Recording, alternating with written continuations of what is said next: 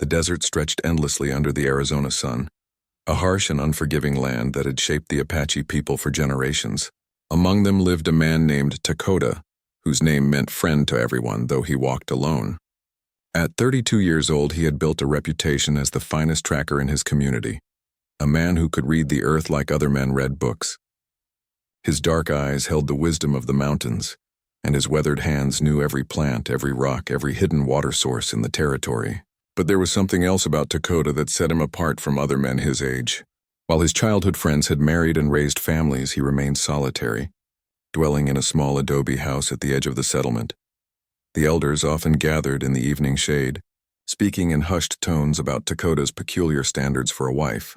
He did not seek beauty alone, nor wealth, nor even a woman skilled in traditional crafts. What he searched for was purity of heart, a woman whose spirit remained untouched by bitterness, whose soul reflected the clear waters of the mountain streams. His grandmother, a woman of 90 summers who still possessed sharp wit and sharper tongue, would shake her head whenever the subject arose. She understood her grandson better than anyone. Dakota had witnessed too much pain in his youth, too much betrayal and broken promises among couples who had married for the wrong reasons. His own parents had lived in constant conflict, their union arranged for political advantage rather than genuine connection. The boy who grew up in that household learned to value authenticity above all else. The spring of 1887 brought changes to the territory. The government agents came with new papers, new rules, new ways of dividing land that had belonged to the Apache since time beyond memory. Dakota watched from a distance, his jaw tight with controlled anger, as men in stiff suits spoke about civilization and progress. But he did not act rashly. His wisdom told him that survival sometimes meant bending like the willow, rather than breaking like the oak. He continued his work, guiding hunting parties, teaching young boys to track game, and spending long days alone in the wilderness where he felt most at peace. It was during these solitary journeys that he would pray to the spirits of his ancestors, asking them to guide him toward the woman who would complete his life's path. One particular morning, as the first light painted the desert rocks in shades of gold and red, Dakota prepared for a journey to the northern settlements. A message had arrived 3 days earlier from a distant cousin who lived near the New Mexico border. The cousin spoke of good hunting grounds and asked if Dakota might visit to help track a mountain lion that had been troubling their livestock. But there was something else in the message, a casual mention that made Dakota's heart quicken despite his usual composure. The cousin wrote that many families from various regions had gathered for a spring ceremony, and among them were several unmarried women of good character. His grandmother had read the message aloud, then fixed him with a knowing look that made Dakota feel like a boy again rather than a grown man. He packed his supplies with practiced efficiency: dried meat, cornmeal, a water skin, his rifle, a knife his grandfather had forged, and a small pouch containing sacred herbs. His horse, a paint mare he called Whisper for her quiet nature, stamped impatiently as he secured the bedroll behind the saddle. The journey would take 4 days if the weather held, following old trails through canyon country where water was scarce and the sun showed no mercy. Dakota did not mind. These empty spaces filled something in his soul that crowded places never could. As he mounted Whisper and turned her north, his grandmother emerged from her dwelling, her silver hair braided with red cord. She raised one hand in blessing, speaking words in the old language that translated roughly to, "May you find what your heart truly seeks, not what your eyes think they want." The first 2 days passed without incident. Dakota moved through the landscape with the ease of a man traveling through his own memory. He knew where to find shade during the brutal midday hours, where springs bubbled up from underground rivers, where ancient peoples had carved warnings and directions into stone faces. On the second night, he made camp in a small canyon where the walls created a natural shelter. He built no fire, eating cold food and watching the stars appear one by one in the darkening sky. The desert night brought its own music, the distant cry of a coyote, the flutter of bat wings, the whisper of wind through sage and creosote. In these moments, Dakota felt connected to every Apache who had ever lived, part of an unbroken chain stretching back to the beginning of time. But the third day brought signs that troubled his tracker's instincts. The sky to the west had taken on a strange yellow cast, and the air felt heavy with moisture despite the desert's usual dryness. Birds flew low and fast, heading east as if fleeing something.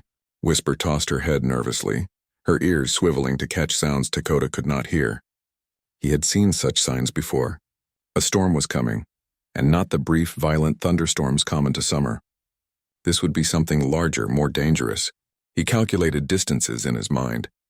The next settlement was still a day's ride ahead, but there was a cave system he remembered from childhood, perhaps 3 hours to the northwest.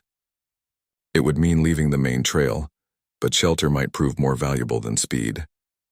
As afternoon shadows began to lengthen, the first clouds appeared on the horizon, massive and dark, rolling toward him like smoke from an enormous fire. The wind picked up, carrying the smell of rain and something else, something electric that made the hair on his arms stand up. Dakota urged Whisper into a faster pace, turning off the trail and heading toward where memory told him the caves should be. The landscape changed as he climbed into rocky hills, the earth growing more broken and wild. He nearly missed the landmark he sought, a twisted juniper tree that had been split by lightning years ago, its dead branches pointing like fingers toward the cave entrance. The storm caught him just as he reached shelter. One moment the world was merely threatening, the next it exploded with rain so heavy it seemed like standing under a waterfall. Thunder crashed loud enough to feel in his chest, and lightning turned the world white and black in rapid succession. Dakota led Whisper deep into the cave, speaking softly to calm her terror. Once inside, he stood at the entrance and watched nature's fury with something like awe. This was power beyond human understanding, the kind of force that humbled even the proudest warrior. Water poured from the rocks above, creating temporary waterfalls that turned the ground into a rushing stream. Then, through the sheets of rain and the dancing curtains of lightning, Dakota saw something that made him question his eyes. A figure moved in the storm, small and dark against the gray violence of the weather. At first he thought it might be an animal, but no creature would be out in such conditions by choice. As the figure stumbled closer, fighting against wind that seemed determined to knock it down, Dakota realized he was looking at a woman. She wore dark clothing that clung to her body, and she moved with the desperate determination of someone who had no other choice. Without thinking, he stepped out into the storm, the rain hitting him like thrown stones. He called out, but the wind stole his words. The woman looked up, saw him, and something like hope flickered across her face before her legs gave out and she collapsed into the mud. Dakota reached the collapsed woman in seconds, though the storm tried to push him back with every step. He lifted her easily, surprised by how light she felt, as if grief had hollowed her out from the inside. Her eyes fluttered open briefly, dark and filled with such pain that it stopped his breath. Then they closed again and her head fell against his shoulder. He carried her into the cave, laying her gently on the driest patch of ground he could find. The firelight from the small blaze he had started earlier revealed her features clearly for the first time. She was perhaps 25 years old, with long black hair plastered to her face and neck. Her clothing marked her as Apache, but from a different band than his own, the stitching patterns on her dress suggesting she came from the mountain people far to the north. What struck him most powerfully was the expression on her face, even in unconsciousness. It was a look of profound sorrow, the kind that comes from losing something that can never be recovered. Dark circles shadowed her eyes and her cheeks were hollow, as if she had not eaten properly in weeks. Dakota worked quickly, his hands moving with practiced efficiency born from years of survival in harsh conditions. He removed her soaked outer garments, wrapping her in his spare blanket and positioning her near the fire. Her pulse beat steadily beneath his fingers when he checked her wrist, and her breathing seemed regular. She had not been injured by the storm, merely exhausted beyond her limits. As he settled back to keep watch, Dakota found himself studying the mysterious woman with increasing curiosity. What had driven her into the desert alone during storm season? Where was her family, her community? Apache women did not travel unaccompanied unless circumstances were desperate. He noticed she wore no marriage ornaments, no beaded jewelry that would indicate her status within a family group. But there was something else, a detail that made his chest tighten with unexpected emotion. Around her neck, beneath the wet fabric of her inner dress, he glimpsed a small medicine pouch of the kind made for children. It was old and worn, carefully repaired many times, suggesting she had carried it for years beyond childhood. The storm raged outside with undiminished fury, the thunder echoing through the cave system like the drums of angry spirits. Dakota added wood to the fire carefully, keeping it small enough not to fill the cave with smoke but large enough to provide warmth and light. Whisper had calmed somewhat, standing in a deeper chamber where the sound of the storm came muffled and distant. He took a moment to care for the horse, rubbing her down with dry grass and speaking the soothing words she knew. When he returned to the fire, the woman had begun to stir. Her eyes opened slowly, confusion clouding them at first, then sharp awareness snapping into place as she realized she was not alone. She sat up abruptly, the blanket falling away, her hand reaching instinctively for something at her belt, but her knife was gone, removed when Dakota had taken her wet things. For a long moment they simply looked at each other, the crackling fire and the storm's fury providing a strange music to their silence.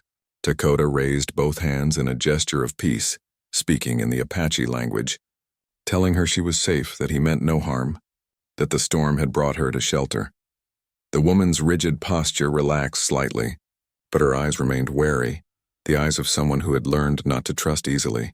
When she spoke, her voice was rough, as if she had been screaming or crying or perhaps had not used it much in recent days. She thanked him formally, using the old phrases that showed respect without familiarity. Then she asked a question that surprised him. How long until the storm passes? Not where am I, not who are you, but how soon can I leave? It spoke of someone running from something, someone for whom staying still felt more dangerous than facing nature's violence. Dakota considered his answer carefully. He told her the truth. This storm would last through the night at least, possibly into the following day. The season was wrong for such weather, which meant it came from unusual circumstances. The kind of storm that could turn the desert into an ocean and dry washes into deadly rivers. She would die if she ventured out before it ended. The woman closed her eyes, pain flickering across her features, and nodded slowly. She understood but clearly did not welcome the delay. He offered her food, bringing out dried venison and corn cakes from his supplies. She ate mechanically without appetite, the way someone eats only because their body demands fuel. As the hours passed and the storm showed no signs of weakening, the silence between them grew heavy with unspoken questions. Dakota finally introduced himself, giving his name and his band, explaining he was traveling to help family in the northern settlements. The woman hesitated before responding, and when she did, her voice carried the weight of recent tragedy. Her name was Kimimela, which meant butterfly, though she spoke it as if the name belonged to someone else, someone she used to be. She came from the White Mountain Apache, a journey of many weeks from where they now sheltered. She offered no explanation for why she traveled alone or what had brought her so far from home. But Dakota was a tracker, and he could read signs in human behavior as easily as he read signs on the ground. This woman was in mourning. That much was obvious from her torn clothing and the ritual cuts on her arms that tradition demanded when losing someone close. The depth of her grief suggested she had lost not just a relative but someone central to her existence. A husband perhaps, or a child, or both. He did not press for details. Grief was a private thing among the Apache, not something to be discussed with strangers. Instead, he began to talk quietly about small things, the kind of gentle conversation meant to ease discomfort rather than seek information. He spoke about the cave system, how he had explored it as a boy when his family had camped nearby during the autumn hunts. There were passages that went deep into the earth, rooms decorated with ancient paintings left by peoples who had lived here before the Apache claimed these lands. He described the images, handprints in red ochre, animals that no longer roamed the desert, symbols whose meanings had been lost to time. As he talked, he noticed Kimimela's rigid posture gradually softening, her hands unclenching from the fists they had formed. She listened without speaking, but he could see she listened truly, her attention caught despite her obvious desire to remain closed off. The night deepened around them. The storm began to lose some of its initial fury, settling into a steady, drenching rain that would soak the earth thoroughly. Dakota built up the fire and suggested they should both sleep, taking turns keeping watch in case the water level rose enough to flood the lower chambers. Kimimela agreed, though she insisted on taking the first watch, as if trusting sleep in his presence required more faith than she currently possessed. He did not argue. Instead, he rolled himself in his bedroll on the opposite side of the fire, giving her space and the illusion of privacy. But sleep did not come easily. He found himself acutely aware of the woman sitting cross-legged by the fire, her profile sharp against the flames. There was something about her that called to something deep within him, something beyond physical attraction. It was the kind of recognition that happens rarely in a lifetime, the sense of encountering someone whose spirit resonates with one's own in ways that logic cannot explain. He had prayed for years to meet a woman of pure heart, and now the spirits had sent him someone wrapped in grief so profound it seemed to have consumed everything else. The irony was not lost on him. Later, when he finally dozed, his dreams were troubled by images of storms and falling women and ancient paintings that moved in firelight. He woke to find the fire burning low, and Kimimela asleep despite her intention to stay awake, her body finally surrendering to exhaustion. He rose quietly and built up the fire again, then positioned himself where he could watch both the cave entrance and the sleeping woman. Dawn was still hours away, but the rain had lessened to a gentler sound, no longer the violent roar that had shaken the earth. In that quiet time before morning, Dakota made a decision that surprised him. When the storm ended and the ways became passable again, he would not simply let this grieving butterfly fly away into the desert alone. He would offer to accompany her wherever she needed to go, even if it meant abandoning his own journey. Something greater than his plans was unfolding here, and he had learned long ago to pay attention when the spirits arranged such unlikely meetings. Morning came slowly, the darkness retreating reluctantly to reveal a world transformed by water. The storm had passed, leaving behind a landscape that looked nothing like the desert Dakota knew so well. Temporary rivers ran where there had been only dust, and the rocks gleamed wet and dark under a sky that remained heavy with gray clouds. The air smelled clean and sharp, carrying the scent of sage released by the rain. When Kimimela woke, she found Dakota already outside the cave, checking the depth of the water that flowed past their shelter. Their eyes met briefly, and he saw something in her face that had not been there the night before, a flicker of curiosity breaking through the wall of grief. He had prepared a simple breakfast of cornmeal porridge cooked with dried berries, and they ate together in silence that felt less hostile than the previous evening. The food seemed to restore some color to Kimimela's pale cheeks, and when she finished, she surprised him by speaking first. She asked about his journey, where he was going, and why. Simple questions that required simple answers. Dakota responded honestly, explaining about his cousin and the troublesome mountain lion, though he left out the part about the gathering of unmarried women. Something made him reluctant to speak of his search for a pure-hearted bride, while sitting across from a woman whose heart was clearly shattered.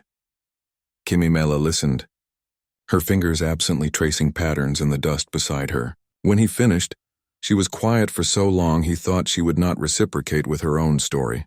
But then she began to speak, slowly at first, as if each word had to be pulled from deep within. Her voice carried the flat tone of someone reciting facts about another person's life, a protective distance from emotions too raw to face directly.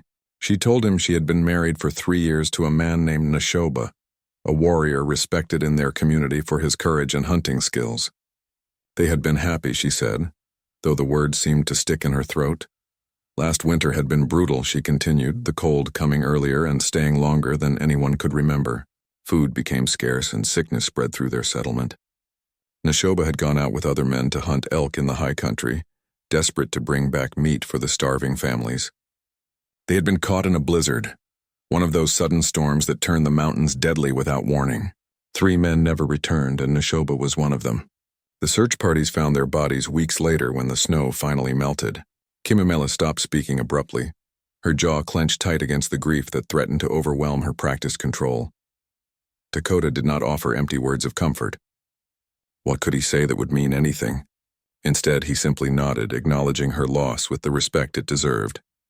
After a moment, he asked gently why she had left her people, why she traveled alone through dangerous country. Kimimela's hands twisted together, and when she answered, her voice was barely above a whisper. After Nashoba's death, his family had expected her to marry his younger brother according to tradition, to keep her in the family and ensure she was cared for. But she could not, she said fiercely, sudden fire flashing in her eyes. She could not pretend to love another man, could not go through the motions of being a wife when her heart lay frozen in a mountain grave.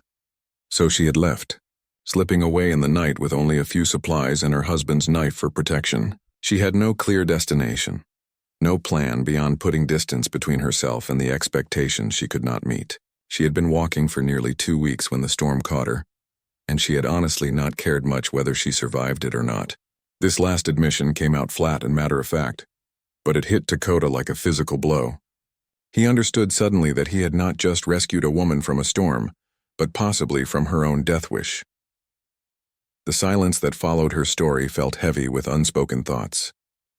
Dakota rose and walked to the cave entrance, looking out at the transformed desert. Water still ran in streams and gathered in pools that would be gone in a day or two once the sun returned with full force. He thought about his grandmother's blessing, about finding what his heart truly sought rather than what his eyes thought they wanted. Here before him was a woman whose heart was anything but pure in the sense he had imagined.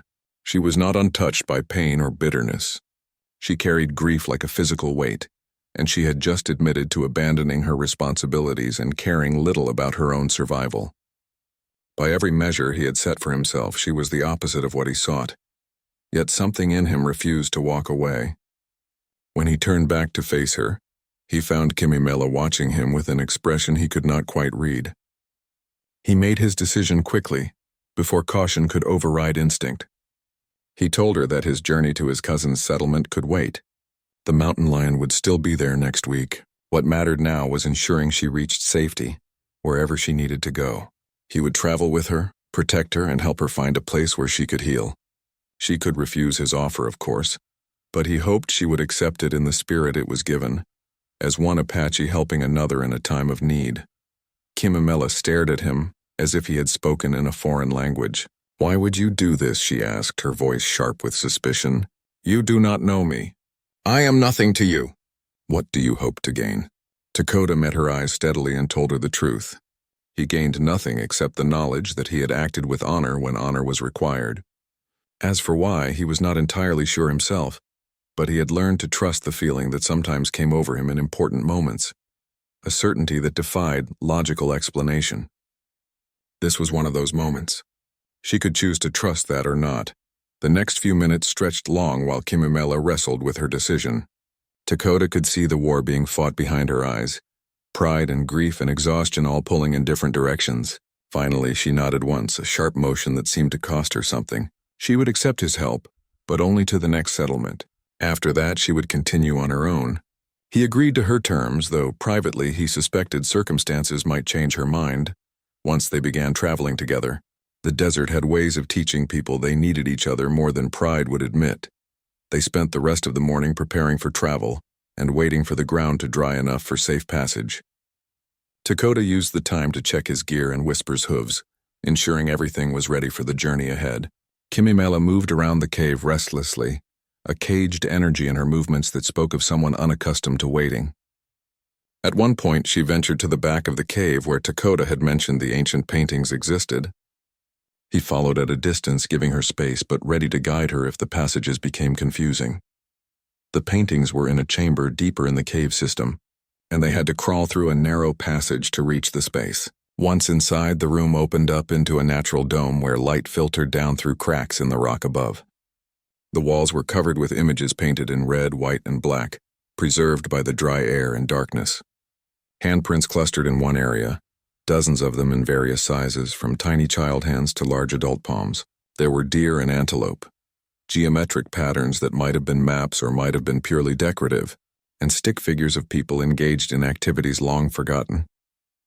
Kimimela stood in the center of the room, slowly turning to take it all in.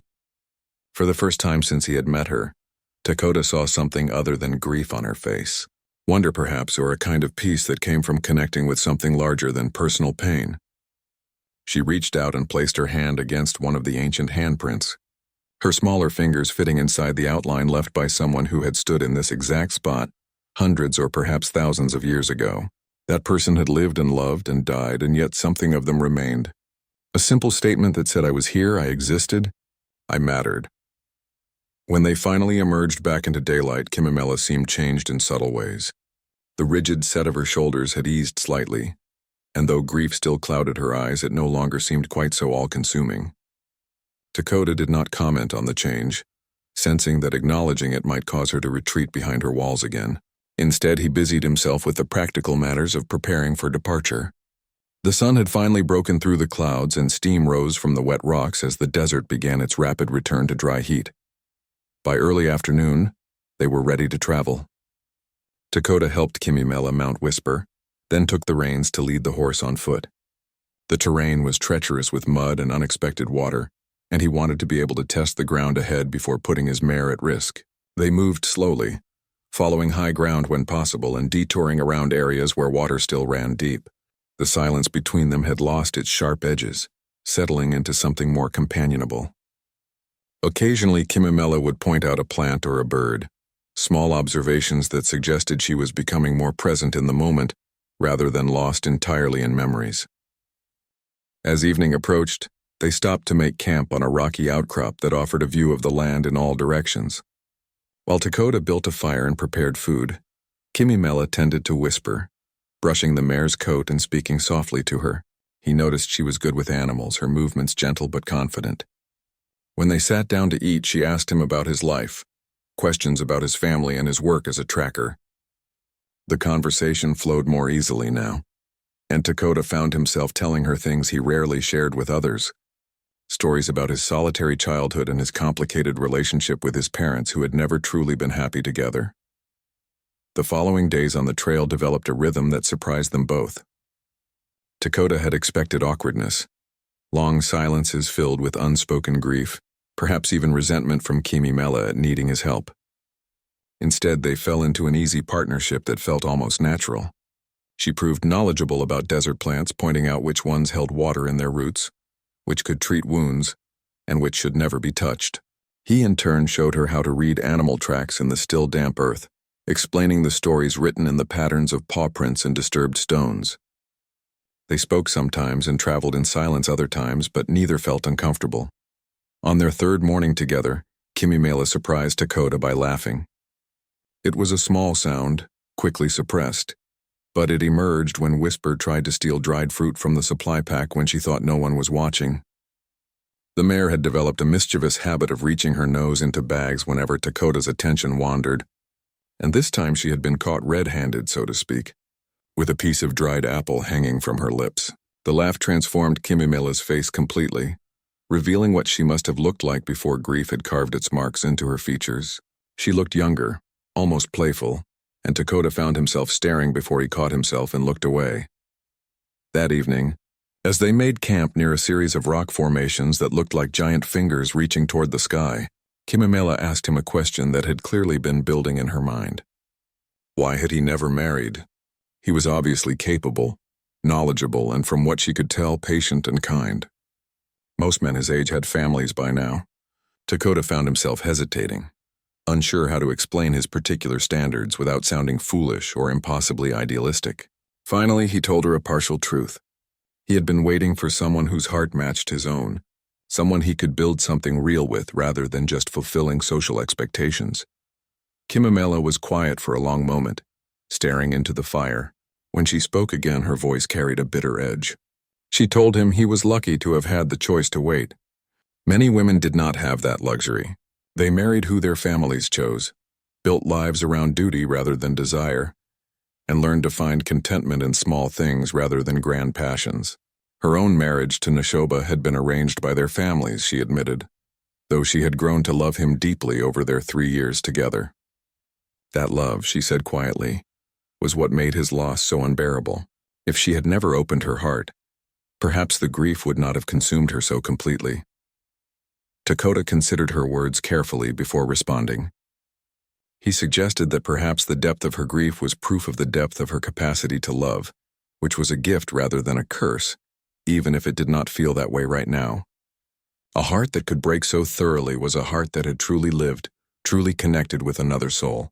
That was something to honor, not something to regret. Kimimela looked at him sharply as if checking to see if he was mocking her, but she found only sincerity in his expression. She did not respond, but he saw her blink rapidly. Fighting back tears she clearly refused to shed in front of him. The next day brought them to the outskirts of a small settlement, a mixed community of Apache families and a few Mexican traders who had been granted permission to establish a store. Dakota knew the area slightly, having passed through it once before. He suggested they stop to resupply and rest for a day before continuing. Kimimela agreed, though he noticed her tension increase as they approached other people. She had been living in isolation first through grief and then through her solitary journey, and the prospect of social interaction clearly unsettled her. He understood that feeling well, being someone who often preferred solitude himself. They were greeted with cautious hospitality, the kind extended to Apache travelers in uncertain times when tribal affiliations and government policies made everyone wary. An older woman named Maria, who ran a boarding house of sorts, offered them separate rooms and a hot meal. Over dinner that evening, eaten with several other travelers in Maria's common room, Dakota noticed how Kimimela drew attention despite her obvious attempts to remain unnoticed. Men's eyes followed her movements and women whispered to each other behind their hands. It was not her beauty alone, though she was striking when not hidden behind layers of grief and dirt. It was something in the way she carried herself, a quality of intensity that made people want to know her story. One man in particular, a trader named Raphael, seemed especially interested. He was handsome in a rough way, probably in his early 40s, with the confident manner of someone who had traveled extensively and feared little. He struck up a conversation with Kimimela, asking questions about where she came from and where she was headed. Dakota watched from across the room, noting how Kimimela's responses remained polite but distant, offering no real information. Raphael seemed undeterred by her coolness, and his persistence began to irritate Dakota in ways he did not want to examine too closely. Later, when they had retired to their separate rooms, Dakota found himself unable to sleep. He lay on the narrow bed, staring at the ceiling and listening to the sounds of the settlement at night.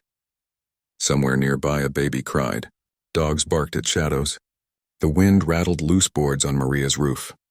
He thought about Kimimela in the next room, probably also awake, and wondered what she was thinking. Their time traveling together would end soon.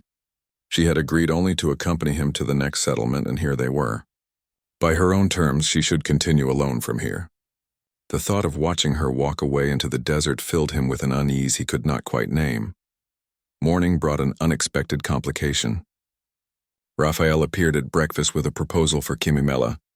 He needed someone to help him transport goods to a settlement 3 days west, and he would pay well for assistance that included cooking and general camp work. It was the kind of opportunity a lone woman with no resources might jump at, offering both income and relatively safe travel. But Dakota saw immediately how the offer made Kimimela uncomfortable, how her shoulders tensed and her responses became even more clipped than usual. Raphael did not seem to notice her care, pressing his case with the aggressive charm of someone used to getting what he wanted. Before Kimimela could formulate a polite refusal, Dakota found himself standing and announcing that she was already committed to traveling with him to his cousin's settlement. The words came out more forcefully than he intended, carrying an edge of possessiveness that surprised him. Raphael's eyes narrowed, and he looked between Dakota and Kimimela with new interest, clearly reassessing the relationship between them. Kimimela said nothing, but something flickered in her eyes that might have been gratitude or might have been something else entirely. Raphael backed down gracefully enough, but Dakota could feel the man's speculative gaze following them as they left Maria's common room. Outside, Kimimela confronted him immediately. Why had he done that? She could have refused Raphael herself. She did not need Dakota to speak for her or make decisions about her travel plans. Her voice carried genuine anger, and he realized she was right to be upset. He had overstepped, acting on instinct rather than respecting her autonomy. He apologized sincerely, explaining that he had not liked the way Raphael was pressuring her, but admitted that was no excuse for answering on her behalf. She had every right to make her own choices, including the choice to travel with Raphael if she wanted. Kimimela's anger seemed to deflate as quickly as it had risen. She told him, more quietly now, that she had not wanted to go with Raphael anyway. Something about the man made her uneasy, a feeling she had learned to trust. But that raised the question of what she would do next. They had reached a settlement as agreed. By their original arrangement, this was where they should part ways. The silence that followed her statement stretched uncomfortably between them. Finally, Dakota took a risk. He told her his cousin's settlement was another 4 days north. If she had no specific destination in mind, she was welcome to continue traveling with him. No obligations, no expectations. Just companionship on the road and the safety of numbers in uncertain times. He watched her face carefully as she considered his offer. He could see the internal debate playing out in her expressions, pride warring with practicality. Following the mountain lion's trail tested every skill Dakota possessed. The animal moved through terrain that seemed impossible to navigate, leaping across gaps between rocks, squeezing through narrow passages, and leaving only the faintest traces of its passage. Sometimes they would lose the trail entirely for hours, forcing them to backtrack and search methodically until they found sign again. Kimimela proved surprisingly helpful in the hunt, her eyes sharp and her mind quick to notice details that Dakota might have missed. She pointed out a tuft of tawny fur caught on a thorny bush, a scratch mark on a tree that stood alone in a clearing, a depression in sand that might have been a paw print or might have been nothing. 3 days into their tracking, they found the lion's primary territory. It was a series of caves and overhangs in a rocky hillside, well hidden and defensible, with good views of the surrounding area. Fresh kill remains lay scattered around the main cave entrance, evidence of recent meals. Dakota counted at least 3 different types of prey: deer, rabbit, and something that made his stomach clench with worry. The partial remains of a young calf, clearly taken from someone's herd. The lion had definitely been raiding settlements and its boldness was increasing. If they did not stop it soon, it would eventually attack a person, probably a child who wandered too far from safety. They made camp a safe distance away and spent the rest of the day observing the area. The lion did not appear, suggesting it was out hunting or had sensed their presence and was waiting to see what they would do. Dakota knew that attempting to enter the cave system would be suicidal. A mountain lion in its own territory in close quarters where its superior agility would be decisive could kill them both before they had time to react. They needed to lure it out into open ground where Dakota's rifle would give them advantage. The question was how to bait a creature intelligent enough to have survived for years in harsh conditions. As evening fell, they discussed options. Kimimela suggested using whisper as bait, but Dakota rejected that idea immediately. Even if they could protect the horse adequately, which was doubtful, he would not risk an animal that had served him faithfully for years. They needed something that would attract the lion without putting themselves or Whisper in immediate danger. Finally, Kimimela proposed a solution that was both clever and risky. They could use the sounds of distress to draw the lion out. An injured animal crying out would be irresistible to a predator. She was skilled at mimicking animal calls, a talent she had learned from her father, who had been a master hunter before age claimed him. Dakota was impressed by her knowledge, but concerned about the danger. If the lion came quickly and in hunting mode, they would have very little time to react. Everything would depend on his first shot being true. If he missed or merely wounded the animal, it would likely retreat to its caves where they could not follow. Or worse, it might attack them directly. Mountain lions were capable of incredible speed over short distances. Kimimela listened to his concerns and then told him calmly that she trusted his skill. If he said he could make the shot, she believed him. Her confidence was humbling and terrifying in equal measure. They prepared carefully as night descended fully. Dakota found a position with good sight lines to the area where they planned to stage their lure. It was a flat space about 60 yards from the cave entrance, far enough to give him time to aim, but close enough that the lion would find the bait attractive. He loaded his rifle and checked it twice, making sure everything was perfect. Kimimela positioned herself in the open area, hidden behind a large rock but ready to emerge and make her calls. They had discussed signals, ways for her to communicate if she saw the lion approaching from an unexpected angle. The plan was as good as they could make it, but Dakota felt the weight of responsibility heavily. If something went wrong, if his shot was not perfect, Kimimela would pay the price. The moon rose full and bright, bathing the landscape in silver light that was both blessing and curse. It would help Dakota aim, but it would also make Kimimela more visible to the lion. When everything was ready, she began her calls. The sound she produced was eerily realistic, the high-pitched cry of a young deer in distress. Exactly the kind of easy prey that would draw a predator. She alternated the calls with silence, creating a pattern that suggested the deer was injured and struggling. The sound echoed off the rocks, carrying far into the night. All they could do now was wait and see if the lion would take the bait. For almost an hour, nothing happened. Dakota's arms began to ache from holding his rifle ready, and he worried that the lion had either moved to a different territory or was too cautious to respond. But then he saw movement near the cave entrance, just a shadow shifting among shadows. The lion emerged slowly, its body low to the ground, moving with the fluid grace that characterized these powerful predators. It was indeed large, probably weighing close to 160 pounds, and as it moved into better light, Dakota could see that his earlier assessment had been correct. The animal was old, with scars visible on its face and a slight unevenness to its gait that suggested an old injury. The lion approached Kimimela's hiding place cautiously, stopping frequently to test the air and scan for danger. Dakota held his breath, willing his heart to slow, his hands to remain steady. Everything depended on the next few seconds. He could not afford to hesitate or second-guess. When the lion moved into the open area they had designated, still focused on locating the source of the distress calls, Dakota took his shot. The rifle's report shattered the night's silence, and the lion leaped sideways with shocking speed. For a terrible moment, Dakota thought he had missed entirely, but then the great cat stumbled, its front legs collapsing. It tried to rise, roaring with pain and fury, and Dakota fired again, this time aiming for the heart. The second shot found its mark, and the lion went down and did not rise again. The silence that followed was deafening. Dakota's ears rang from the rifle shots, and his hands shook with adrenaline and relief. Kimimela emerged from her hiding place, moving cautiously toward the fallen animal. Dakota called out sharply, warning her to wait until he was sure it was dead. He approached carefully, rifle ready, but there was no need for caution. The mountain lion lay still, its eyes glazed. Up close, it was even more impressive. A magnificent animal that had lived a long and successful life but had eventually made the mistake of coming too close to human settlements. Dakota felt the familiar mixture of regret and relief that came with any necessary killing. Kimimela knelt beside the body, placing one hand on its flank. She spoke softly in the old language, thanking the lion's spirit for the life it had lived and asking forgiveness for ending it.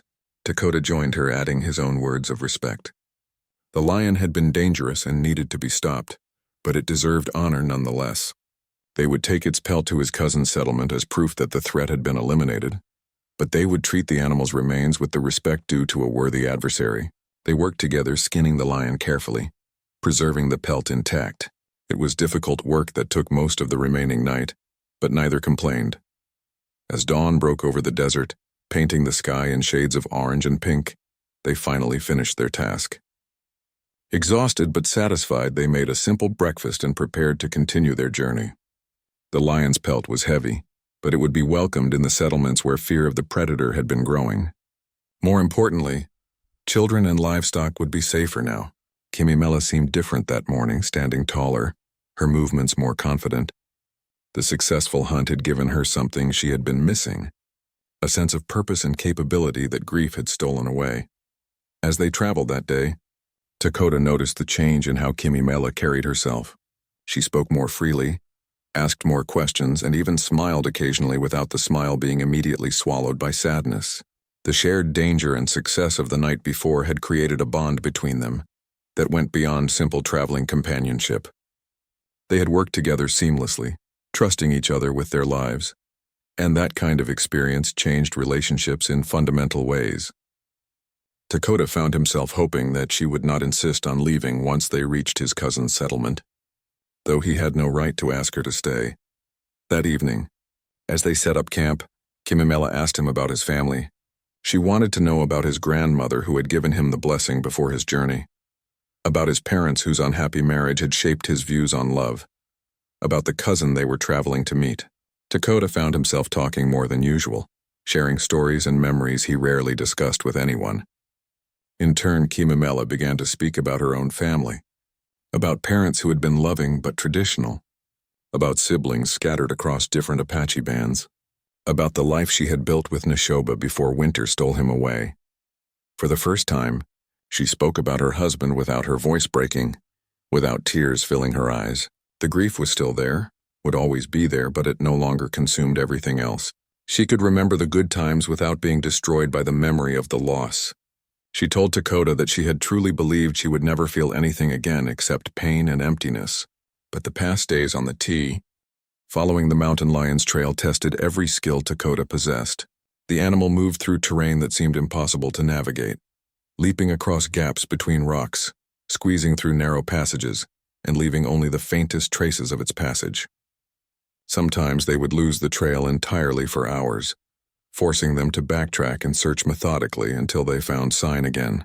Kimimela proved surprisingly helpful in the hunt, her eyes sharp and her mind quick to notice details that Dakota might have missed. She pointed out a tuft of tawny fur caught on a thorny bush, a scratch mark on a tree that stood alone in a clearing, a depression in sand that might have been a paw print or might have been nothing. 3 days into their tracking, they found the lion's primary territory. It was a series of caves and overhangs in a rocky hillside, well hidden and defensible, with good views of the surrounding area. Fresh kill remains lay scattered around the main cave entrance, evidence of recent meals. Dakota counted at least 3 different types of prey: deer, rabbit, and something that made his stomach clench with worry. The partial remains of a young calf, clearly taken from someone's herd. The lion had definitely been raiding settlements, and its boldness was increasing. If they did not stop it soon, it would eventually attack a person, probably a child who wandered too far from safety. They made camp a safe distance away and spent the rest of the day observing the area. The lion did not appear, suggesting it was out hunting or had sensed their presence and was waiting to see what they would do. Dakota knew that attempting to enter the cave system would be suicidal. A mountain lion in its own territory, in close quarters where its superior agility would be decisive, could kill them both before they had time to react. They needed to lure it out into open ground where Dakota's rifle would give them advantage. The question was how to bait a creature intelligent enough to have survived for years in harsh conditions. As evening fell, they discussed options. Kimimela suggested using Whisper as bait, but Dakota rejected that idea immediately. Even if they could protect the horse adequately, which was doubtful, he would not risk an animal that had served him faithfully for years. They needed something that would attract the lion without putting themselves or Whisper in immediate danger. Finally, Kimimela proposed a solution that was both clever and risky. They could use the sounds of distress to draw the lion out. An injured animal crying out would be irresistible to a predator. She was skilled at mimicking animal calls, a talent she had learned from her father, who had been a master hunter before age claimed him. Dakota was impressed by her knowledge but concerned about the danger. If the lion came quickly and in hunting mode, they would have very little time to react. Everything would depend on his first shot being true. If he missed or merely wounded the animal, it would likely retreat to its caves where they could not follow, or worse, it might attack them directly. Mountain lions were capable of incredible speed over short distances. Kimimela listened to his concerns and then told him calmly that she trusted his skill. If he said he could make the shot, she believed him. Her confidence was humbling and terrifying in equal measure. They prepared carefully as night descended fully. Dakota found a position with good sight lines to the area where they planned to stage their lure. It was a flat space about 60 yards from the cave entrance, far enough to give him time to aim but close enough that the lion would find the bait attractive. He loaded his rifle and checked it twice, making sure everything was perfect. Kimimela positioned herself in the open area, hidden behind a large rock but ready to emerge and make her calls. They had discussed signals, ways for her to communicate if she saw the lion approaching from an unexpected angle. The plan was as good as they could make it, but Dakota felt the weight of responsibility heavily. If something went wrong, if his shot was not perfect, Kimimela would pay the price. The moon rose full and bright, bathing the landscape in silver light that was both blessing and curse. It would help Dakota aim, but it would also make Kimimela more visible to the lion. When everything was ready, she began her calls. The sound she produced was eerily realistic, the high-pitched cry of a young deer in distress, exactly the kind of easy prey that would draw a predator. She alternated the calls with silence, creating a pattern that suggested the deer was injured and struggling. The sound echoed off the rocks, carrying far into the night. All they could do now was wait and see if the lion would take the bait. For almost an hour, nothing happened. Dakota's arms began to ache from holding his rifle ready, and he worried that the lion had either moved to a different territory or was too cautious to respond. But then he saw movement near the cave entrance, just a shadow shifting among shadows. The lion emerged slowly, its body low to the ground, moving with the fluid grace that characterized these powerful predators. It was indeed large, probably weighing close to 160 pounds, and as it moved into better light, Dakota could see that his earlier assessment had been correct. The animal was old, with scars visible on its face and a slight unevenness to its gait that suggested an old injury. The lion approached Kimimela's hiding place cautiously, stopping frequently to test the air and scan for danger. Dakota held his breath, willing his heart to slow, his hands to remain steady. Everything depended on the next few seconds. He could not afford to hesitate or second guess. When the lion moved into the open area they had designated, still focused on locating the source of the distress calls, Dakota took his shot. The rifle's report shattered the night's silence, and the lion leaped sideways with shocking speed. For a terrible moment, Dakota thought he had missed entirely. But then the great cat stumbled, its front legs collapsing. It tried to rise, roaring with pain and fury. And Dakota fired again, this time aiming for the heart. The second shot found its mark, and the lion went down and did not rise again. The silence that followed was deafening. Dakota's ears rang from the rifle shots, and his hands shook with adrenaline and relief. Kimimela emerged from her hiding place, moving cautiously toward the fallen animal. Dakota called out sharply, warning her to wait until he was sure it was dead. He approached carefully, rifle ready, but there was no need for caution. The mountain lion lay still, its eyes glazed. Up close, it was even more impressive. A magnificent animal that had lived a long and successful life but had eventually made the mistake of coming too close to human settlements. Dakota felt the familiar mixture of regret and relief that came with any necessary killing. Kimimela knelt beside the body, placing one hand on its flank. She spoke softly in the old language, thanking the lion's spirit for the life it had lived and asking forgiveness for ending it. Dakota joined her, adding his own words of respect. The lion had been dangerous and needed to be stopped, but it deserved honor nonetheless. They would take its pelt to his cousin's settlement as proof that the threat had been eliminated, but they would treat the animal's remains with the respect due to a worthy adversary. They worked together, skinning the lion carefully, preserving the pelt intact. It was difficult work that took most of the remaining night, but neither complained. As dawn broke over the desert, painting the sky in shades of orange and pink, they finally finished their task.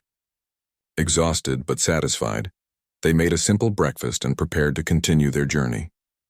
The lion's pelt was heavy, but it would be welcomed in the settlements where fear of the predator had been growing. More importantly, children and livestock would be safer now. Kimimela seemed different that morning, standing taller, her movements more confident. The successful hunt had given her something she had been missing, a sense of purpose and capability that grief had stolen away. As they traveled that day, Dakota noticed the change in how Kimimela carried herself.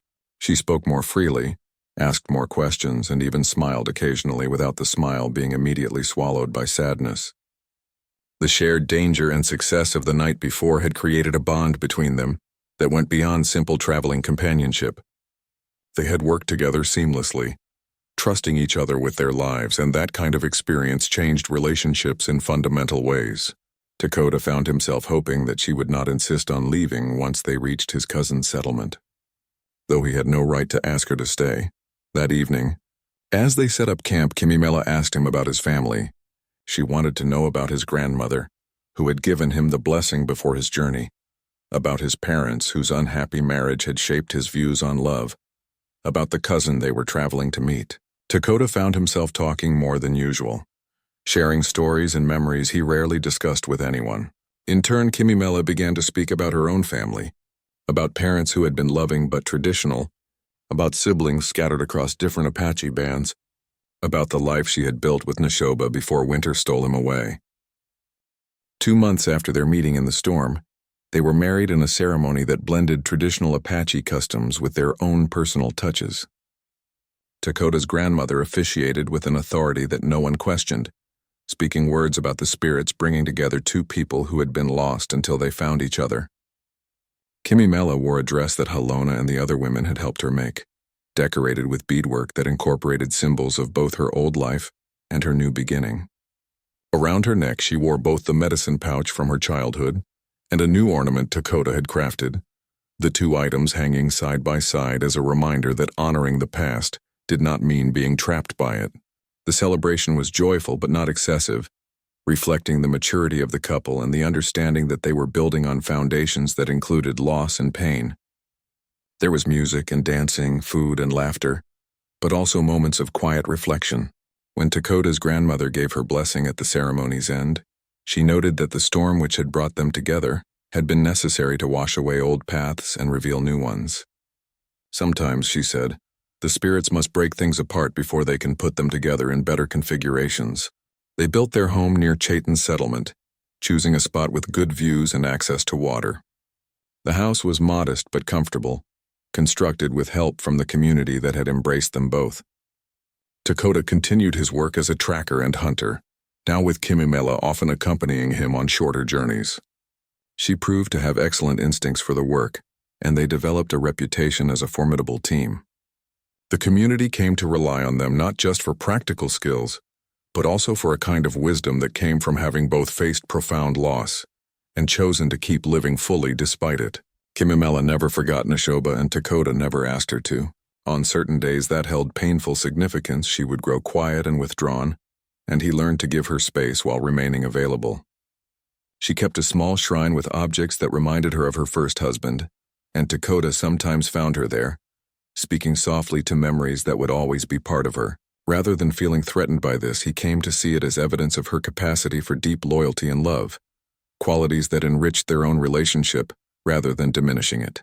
As the seasons turned and their first year together passed, something unexpected happened.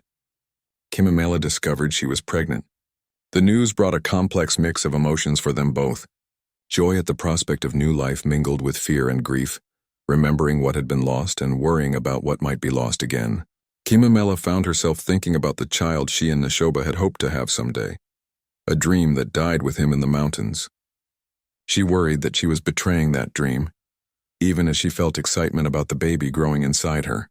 Dakota's grandmother, now a permanent fixture in their lives, helped Kimimela navigate these complicated feelings. She explained that carrying grief and joy simultaneously was not contradiction, but rather the full experience of being human. The baby was not a replacement for what was lost, but a new chapter that honored life's continuity. Kimimela could love this child completely while still mourning the one who would never be. Both truths could exist together without canceling each other out. When their daughter was born on a spring morning almost exactly 2 years after the storm that brought them together, she came into the world healthy and strong. They named her Adsila, which meant blossom, a recognition that new growth often emerges from ground that has been thoroughly soaked by rain. The baby had Kimimela's dark eyes and Dakota's steady temperament, and from her first moments, she seemed to bring a special quality of peace to their home. Watching Kimimela with their daughter, Dakota often thought about his long search for a pure-hearted bride. He had imagined someone untouched by life's hardships, someone whose innocence would somehow protect them both from pain. How foolish that dream seemed now. The woman who had stumbled into his cave during a storm, half dead from grief and exhaustion, had proven to be exactly what he needed. Her heart was pure not because it was unmarked, but because she had faced the worst life could offer, and chosen to remain open, to keep trying, to risk loving again despite knowing how terribly love could hurt. Their life together was not perfect. They argued sometimes, mostly about small things, but occasionally about matters that touched their deeper wounds. Kimimela still had days when depression wrapped around her like a heavy blanket, making even simple tasks feel impossible. Dakota still sometimes withdrew into himself when emotions became too intense, reverting to the solitary habits of his bachelor years. But they had learned to recognize these patterns and to help each other through them without judgment or resentment. The community around them prospered, in part because of their contributions. Dakota's tracking skills helped keep everyone fed, and Kimimela's knowledge of plants and medicine made her invaluable when illness struck. But more than these practical contributions, they offered something else. A living example that life could continue after devastating loss, that broken people could heal enough to build meaningful connections, that it was possible to honor the past while still embracing the future.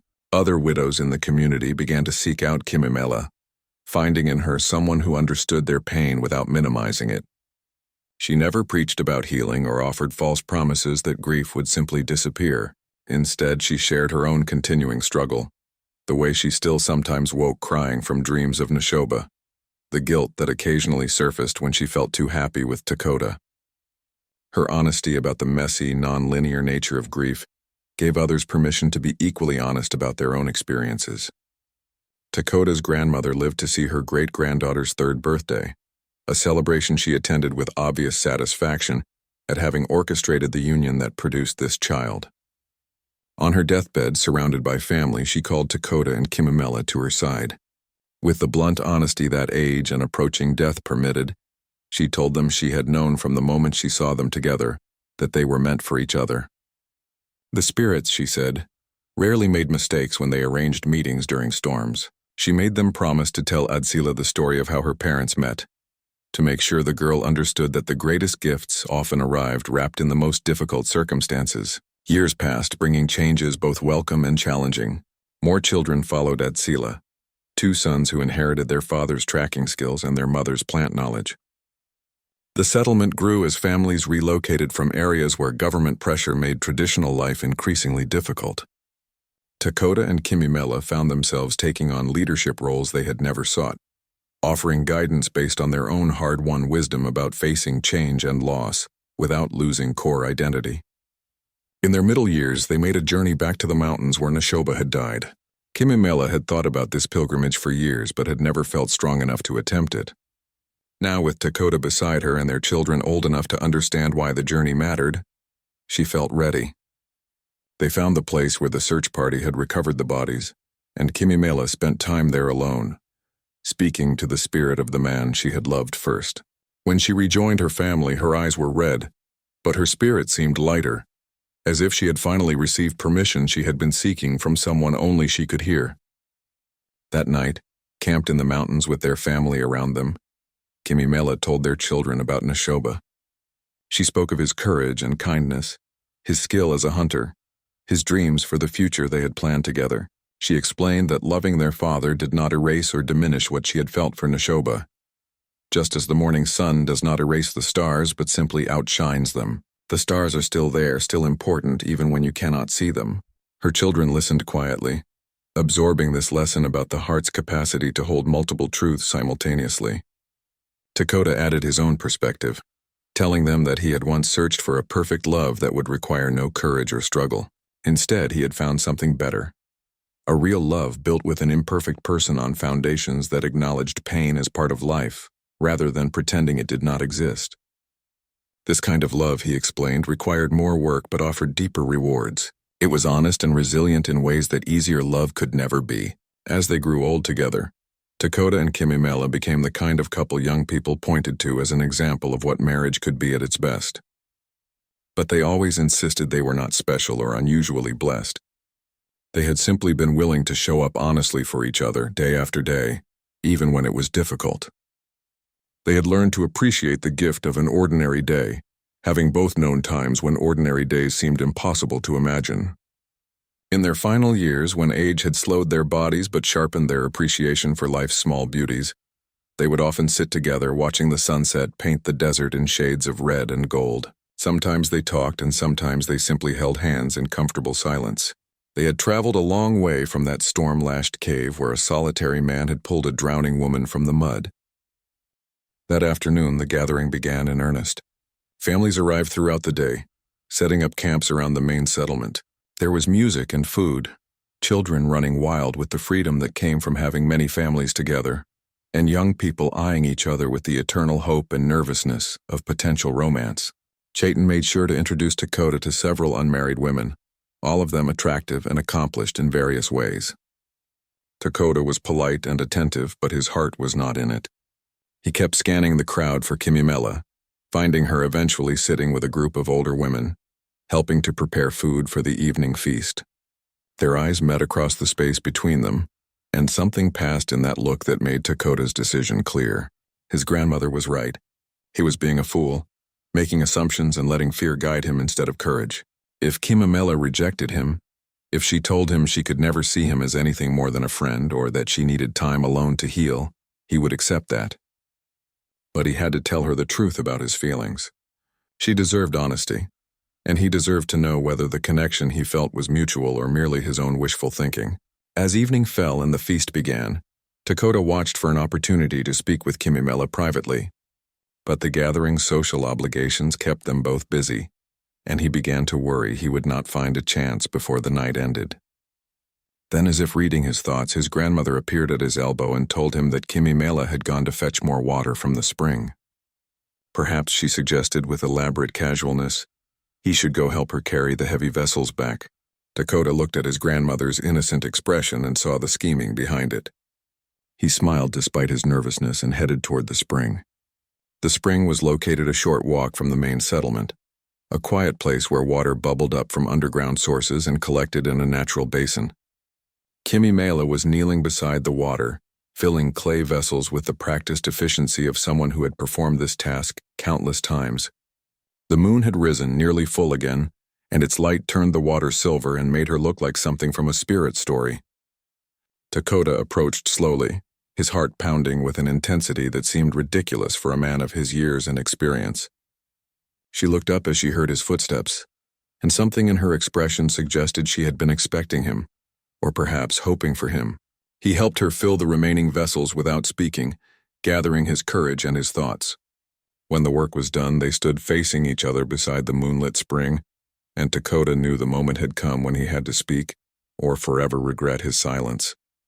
He began by thanking her for her help with the mountain lion, for her companionship on the trail, for teaching him things about strength and courage he had not understood before. Then, his voice becoming softer, he told her the truth. He said that meeting her had changed him in ways he was still trying to understand. She had not been the woman he thought he was seeking, but she had turned out to be the woman he needed to find.